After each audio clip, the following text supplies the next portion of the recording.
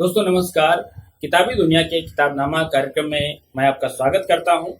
आज आपसे मैं एक उपन्यास पर बात करूंगा। ये उपन्यास है नाकोहस। इस उपन्यास को लिखा है हमारे समय के महत्वपूर्ण चिंतक, कहानीकार, कबीर पर महत्वपूर्ण काम करने वाले पुरुषोत्तम अग्रवाल जी ने। इस उपन्यास का प्रकाशन 2016 में हुआ था, जिसे राजकमल प्रकाशन ने प्रकाशित किया है। आप में से बहुत सारे लोगों ने इस उपन्यास को पढ़ लिया होगा। आज इस उपन्यास पर बात करने का जो संदर्भ है वो हमारे समय से बहुत जुड़ा हुआ है। जिस दौर में हम रह रहे हैं, वो चाहे राष्ट्रवाद की बात हो, धर्मनिरपेक्षता की बात हो, या फिर समस्याओं को देखने और उनको समझाने या समझने का जो तरीका है, उन सवालों को इस उपन्यास में गहराई से विचार किया गया है। इस समय को पुरुषोत्तम अग्रवाल जी ने उपन्यास के केंद्र में रखा हुआ है।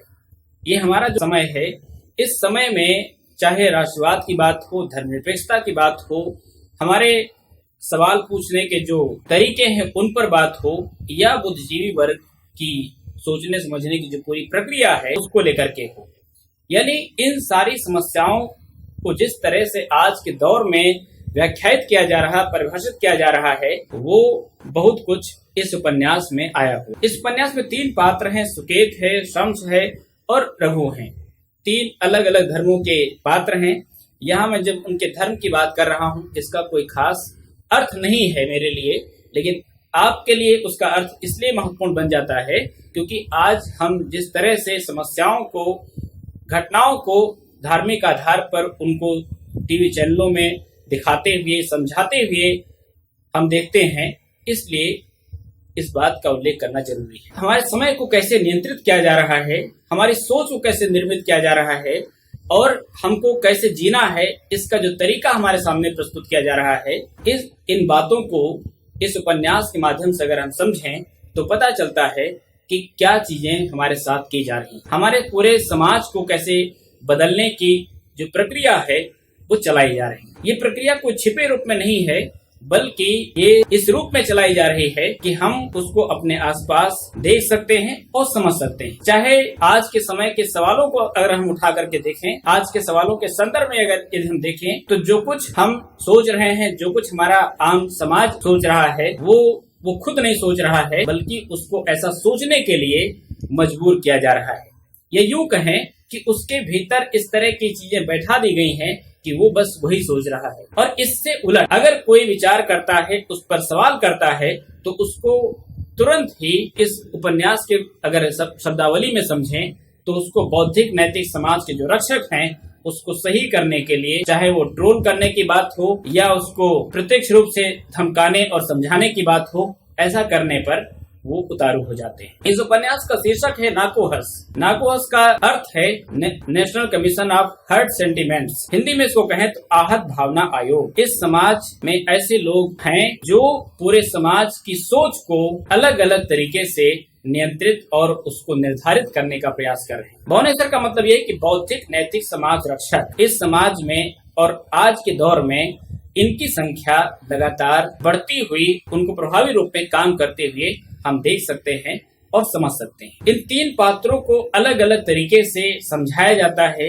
यहाँ तक कि उनको डराया जाता है, समझाया जाता है और उनके सपनों तक को नियंत्रित करने का प्रयास किया जाता है। पुरुषोत्तम अग्रवाल की राइटिंग से अगर आप पढ़ेंगे, उनकी चाहे उपन्यास, चाहे कहानी हो या उनके आलोचना, उनका कर्म हो, वो अपने समय की जो सच्चाइयां हैं एक तरह से उनका सभ्यता मूलक उनकी समीक्षा कर रहे होते हैं। उपन्यास सिर्फ खाली एक उपन्यास भर नहीं है, बल्कि हमारे समय का जो सच है उसको अलग अलग दृष्टिकोण से समझने और समझाने का एक विमर्श इसमें हमको व्याप्त दिखाई पड़ता है। इस उपन्यास की एक और खास बात है कि ये उपन्यास हमारे समय की जो सच्चाइयां हैं उनको जिस संदर्भ में हमारे सामने रखता है, उपन्यास में प्रस्तुत करता है, वो एक नए तरह की बात हमको दिखाई पड़ती है। चाहे आप इस बात को हमारे समय में जो कुछ चल रहा है, चाहे विश्वविद्यालयों में उनके प्रभाव को देखना हो या कोरोना के दौर में उनके जो लोग हैं, जिस तरह से ताली और थाली बजवाने के लिए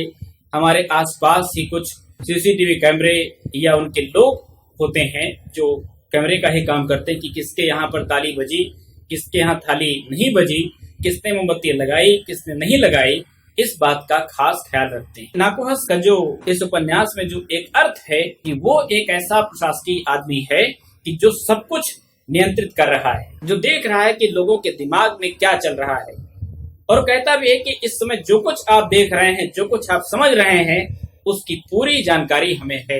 यानी कोई भी इस समाज में ऐसा नहीं है कि जो उसकी नजर से परे है कि कहां पर क्या चल रहा है। दिमागों की स्कैनिंग की जा रही है कि कैसे कैसे समाज में चीजें घट रही हैं, कौन लोग ऐसे हैं कि जो इस समाज में एक अलग तरह की या एक नई चेतना विकसित करने का या उसको प्रचारित और प्रसारित करने का काम कर रहे हैं। इसलिए सुकेत हो, चाहे शम्स हो, चाहे रघु हो, तीनों को नाकोहस के सामने पेशी के लिए लाया जाता है। उनको नींद में ही उठाया जाता है। जिस तरह से भुवनेश्वर उनको लेकर के जाते हैं और जिस तरह से उनकी पेशी होती है, ये भी एक ऐसा गल्प है जो पढ़ने में लगता है कि हम किसी और दुनिया में रह करके किसी और दुनिया की बात हम समझ रहे हैं और देख रहे हैं। नाकोहस कहता है कि जो कुछ आप देखना चाहते हैं, जो कुछ आप समझना चाहते हैं, आप ये मत सोचो कि अगर आप टीवी नहीं देखोगे तो आपको मेरी बातें पता नहीं चलेंगी। आप ऐसे टेक्नोलॉजी के दौर में हैं कि जहां पर सारी चीजें उससे निर्धारित की जा रही हैं। इसलिए जरूरी ये है कि आज सबका जो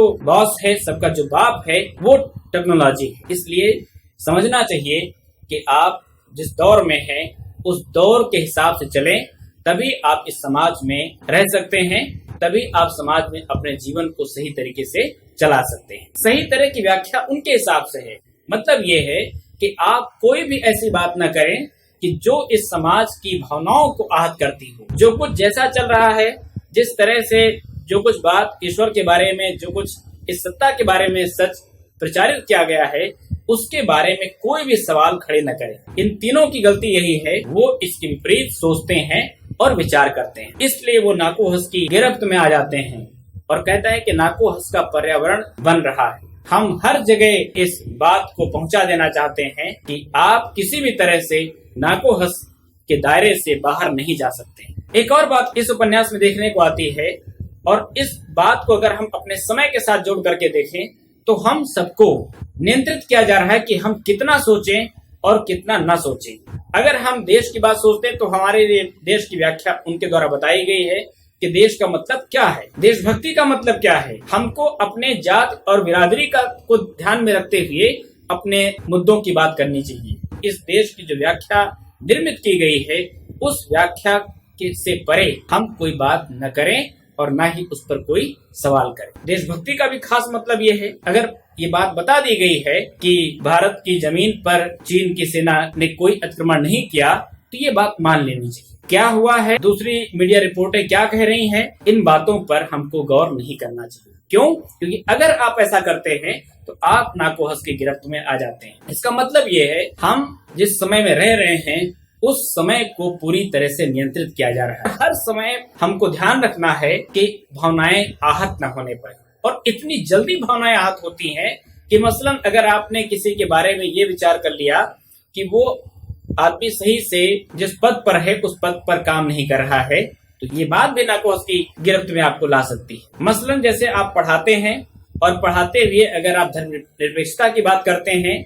और अगर आप सेकुलरिज्म की बात करते हैं तो आप नाकोहस की गिरफ्त में आ सकते हैं। और इसलिए आज के दौर में धर्मनिरपेक्षता पर बात करना, राष्ट्रवाद की बात करना, जो उसका एक सही संदर्भ है, उस संदर्भ में उसको समझना और समझाना, ये सारी बातें नाकोहस की गिरफ्त में ला सकती है। इसलिए जरूरी ये है कि आप इस समय के हिसाब से अब इन व्याख्याओं को समझें और इनका कौन सा रूप आज प्रचलित है, इस बात का खास ख्याल रखते हुए यही बात आप करें भी और दूसरों को समझाएं। इस बात को सोच करके देखिए कि क्या कोई समय या उसको संचालित करने वाले जो लोग हैं वो उनको इतना अधिकार दिया जाना चाहिए कि वो जो भी चाहे वो कर लें, जिस तरह से चाहे हमारे समाज को, हमारे समय को नियंत्रित करें। समस्या यहाँ पर ये है कि हम इन बातों को या हमारे समाज का जो बड़ा हिस्सा है वो इन बातों पर गौर नहीं करता है। वो मानता है कि जो कुछ जैसा चल रहा है वो सही है, क्योंकि उसके सामने इस तरह से सच को प्रस्तुत किया जाता है कि वही सच लगने लगता है, जबकि सच का कोई एक पहलू नहीं है। एक ही घटना को हम कई दृष्टिकोणों से देख सकते हैं और कई दृष्टिकोणों से उसका पाठ कर सकते हैं। समस्या तब खड़ी होती है कि जब हमारे सामने एक पाठ निश्चित कर दिया जाता है और कहा जाता है कि यही पाठ अंतिम है, यही पाठ सच है। आप सोच करके देखिए कि क्या एक ही तरह के फूल अगर सारे हिंदुस्तान में खिलने लगे तो क्या हिंदुस्तान के फूल सुंदर लगेंगे, या किसी भी देश में अगर ऐसा हो तो क्या वो जगह सुंदर लगेगी। एक ही तरह के सोचने समझने वाले लोग हों तो क्या उससे कोई नई बात निकल सकती है। एक ही तरह के कपड़े पहनने वाले लोग हों तो क्या उससे हमारा सौंदर्य बोध विकसित हो जाता है। इन पर भी हमको गौर करना चाहिए। आज जिस तरह से टीवी चैनलों में डिबेट होती है, अखबारों में संपादकीय छपती हैं या लेख छपते हैं, उनमें एक बात खास तौर से होती है कि जो कुछ जैसा चल रहा है ठीक उसको उसी तरह से सच मान करके बहस की जाती है। और ये वही लोग होते हैं कि जो लगातार एक दूसरे पर भौंकते हैं और बहस खत्म हो जाती है। यानी सिर्फ ये कार्यक्रम एक तरह की रस्म अदायगी बन करके रह जाते हैं, इनका कोई और अर्थ नहीं होता है। किसी भी सीमा तक जा करके हम लोगों को प्रभावित करने का प्रयास करते हैं, और प्रभावित करने का मतलब ये है कि उनको अपनी तरह से सोचने और समझने के लिए हिंसात्मक तरीकों का भी सहारा लेते हैं। सुकेत के साथ जो कुछ होता है इस उपन्यास में वो दिखाता है कि हमारे विश्वविद्यालयों में जो अलग तरह से सोचने वाले लोग हैं, जो इस समाज में जो प्रचलित मान्यताएं हैं या जो सरकारी नीतियां हैं उनके खिलाफ जब बात करते हैं तो उनके साथ क्या कुछ किया जाता है। इस उपन्यास को पढ़ते हुए बार बार लगता है कि आज के समय में जो इंटेलेक्चुअल होना है वो कितना बड़ा गुनाह है। उनके हिसाब से अगर कहा जाए कि इंटेलेक्चुअल वही है कि जो सब कुछ गोल मोल बात करे, कोई साफ बात न करे कि क्या कुछ वो कहना चाहता है।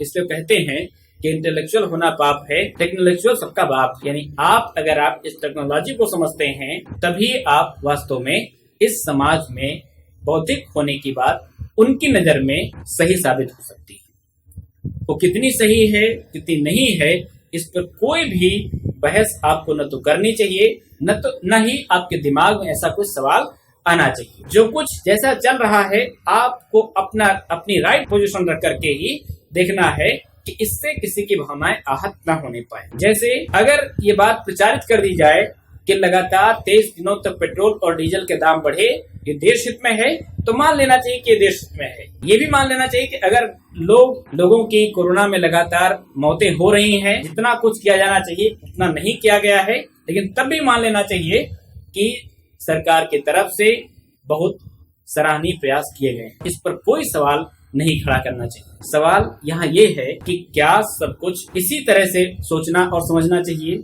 क्या हमारे समय को समझने के लिए एक ही दृष्टि की जरूरत है? अगर हम अपने साहित्य को उठा करके देखें तो चाहे भक्तिकाल हो चाहे हमारा आधुनिक समय हो, भक्ति को समझने के हमारे पास कितने सारे टूल्स मौजूद हैं। कबीर अलग तरीके से बात करते हैं, रसखान अलग तरीके से अपनी भक्ति की बात करते हैं, और तुलसीदास अपनी कविताओं में अपने महाकाव्य में अलग तरीके से विचार करते हैं। दोस्तों, किसी भी बगीचे में अगर एक तरीके के फूल होते हैं, किसी भी संस्थान में अगर एक ही जैसे सोचने वाले लोग होते हैं तो वो सुंदर नहीं बनता है। इसलिए जरूरत है कि हम अपने समय को समझें, अलग अलग दृष्टिकोणों से समझें, तभी हम इस समाज को और सभ्य बना सकते हैं और उसको सुंदर बना सकते हैं। धर्मनिरपेक्षता हमारे संविधान में की हुई है। हमारे जीवन में धर्मनिरपेक्षता की जो भूमिका है वो बेहद महत्वपूर्ण है। इसलिए हम इन सवालों को सिर्फ उपहास का विषय न बनाएं, बल्कि इन पर गौर करें कि ये हमारे समय के लिए कितनी महत्वपूर्ण है। दोस्तों, अगर ये वीडियो आपको पसंद आया हो, मेरी बात आपको अच्छी लगे, तो किताबी दुनिया यूट्यूब चैनल को लाइक करें, सब्सक्राइब करें और कमेंट करें।